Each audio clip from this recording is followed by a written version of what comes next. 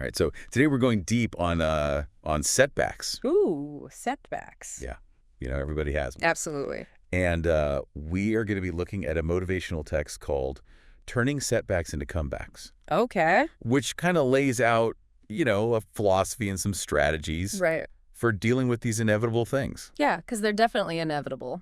So we're going to see, if we can pull out some wisdom from this. Yeah. And hopefully turn, those failures, quote unquote failures, Right. into fuel. Yeah. I love for it. the future. I think it's so important to reframe it. Yeah, absolutely. Like you said, perspective is everything. Yeah, and it seems like this text goes even deeper than just, Right. reframing your thinking. It actually gets into Yeah. some more actionable stuff. Yes, and it Yeah. it pulls from like psychology and neuroscience. Oh, wow. So it's not just like a self-help Right. kind of fluffy thing. Right. It's actually based on like real science.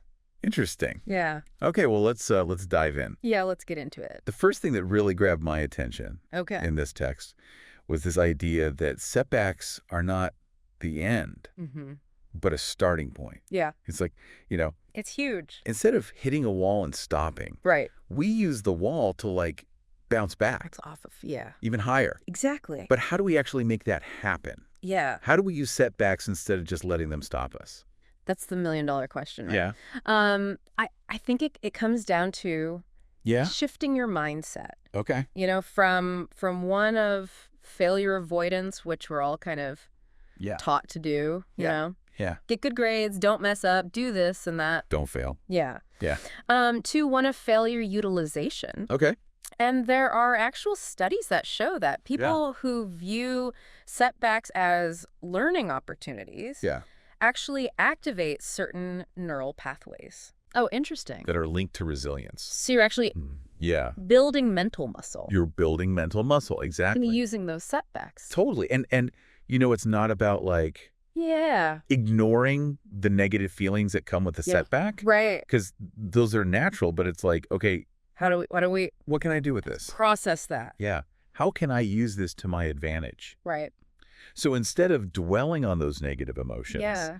you analyze what happened, Okay. what went wrong, Right. what could I have done differently? Yeah. Were there any, like, warning signs that I missed? Well, that's a good point. Yeah. And by doing that, you're extracting valuable lessons Right. that can be applied to future situations. So it's kind of turning it into data. Yes. Right. Instead of just Exact still- and emotional, Yeah. oh, I messed up. Yep. And it's so easy to get into that like blame game Right. or like, victim mentality. But this is about taking ownership. Right, taking Of ownership. turning that setback into valuable data. That's really cool. Yeah. It's a really cool way to look at it. Yeah. I mean, for example, like, let's say you're working on a project Mm-hmm. and it just totally flops, Okay. right? Yeah. Instead of just giving up, Mm-hmm. you can analyze why it failed. Right. Was it poor planning? Was it lack of communication? Was I just like in over my head? Yeah, right. Yeah. Like, did I really have the skills to pull this off? Totally.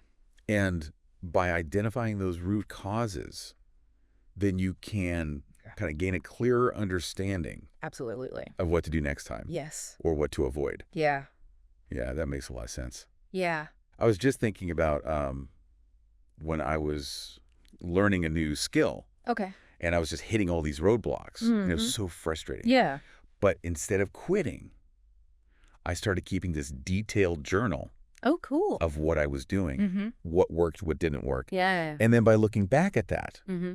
I could start to see these patterns Yeah. and I could adjust my approach. That's awesome. And eventually actually started to make progress. That's a perfect example of turning a setback into a learning opportunity. Yeah, Yeah. I love that. Okay, Yeah. so Yeah. the next idea in the text is even bolder. Okay. Every setback Mm-hmm. is a setup Okay. for a greater comeback. All right. It's inherently optimistic, but Yeah. is it always true? That's a great question. Yeah, I mean, are there situations where a setback Right. is just a setback? Mm. Like, what about those really tough, life-altering events? That's a good point. Yeah. Life is messy. Right. It's not always black and white. Yeah, and I don't know, it feels a little too simplistic to say Yeah. that every single setback, no matter how devastating is, Right. automatically a setup for something better. Totally. And I think the text acknowledges that nuance. It's not about minimizing the pain or challenge of setbacks. Right. It's more about recognizing that even in the darkest of times, Yeah. there can be seeds of opportunity Okay. or growth. Uh, It might take time and it might require Right. a shift in perspective, Right.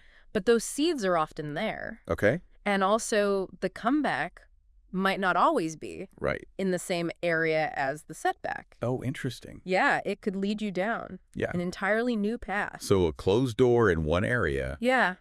could open a whole new hallway Yes. to all these I possibilities, love that. leading to something Yeah. even better than we initially envisioned. Exactly. Oh, that's a cool way to look at it. Yeah, and I think a really great example of that Okay. is J.K. Rowling, Oh, yeah. you know, Harry Potter. the Harry Potter author. Yeah. Before she achieved, phenomenal success with that series, Right. she was a single mother struggling financially. Right. She faced numerous rejections from publishers, Yeah.